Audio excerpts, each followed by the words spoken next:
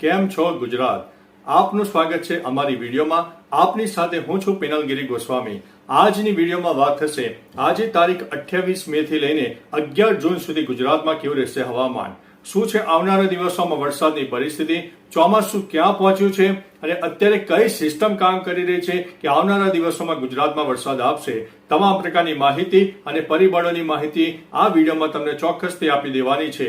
પ્રથમ ચોમાસાની વાત કરીએ તો ચોમાસું દક્ષિણ ભારત અને પૂર્વ ભારતના અનેક વિસ્તારને આવરી લીધું છે. મહારાષ્ટ્રના આપણા 50 થી 60% વિસ્તારમાં ચોમાસે આગમન થઈ ગયું છે અને ગુજરાતમાં ચોમાસું 15 જૂન પહેલા દસ્તક આપી દે તેવી શક્યતા છે.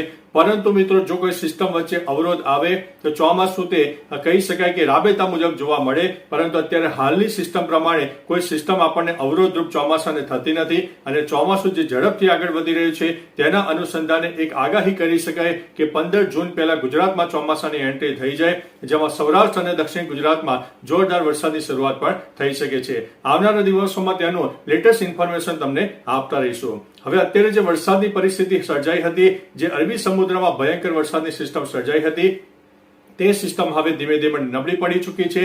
80% સિસ્ટમ નબળી પડી ચૂકી છે. હજુ પણ 20% તેની અસર જોવા મળશે, જેના ભાગરૂપે તેને મહારાષ્ટ્ર સહિત દક્ષિણ ગુજરાત અને પૂર્વ ગુજરાતના પણ અનેક ભાગોમાં એક વાદળછાયું વાતાવરણ અને એક વરસાદી માહોલ પણ જોવા મળે. બીજી તરફ મધ્યપ્રદેશ તરફ આ સિસ્ટમની જે કહી શકાય કે જે ઘેરાવો છે એ તેની કહી શકાય સ્ટ્રોંગનેસ છે એ આપણને વધારે જોવા મળી રહી છે. એટલે મધ્યપ્રદેશ, મહારાષ્ટ્રમાં પણ આ સિસ્ટમની અસર જોવા મળી છે, જેના ભાગરૂપે થઈને ગુજરાતના પૂર્વ તરફના વિસ્તારો હોય તેમાં પણ વરસાદની શક્યતા છે.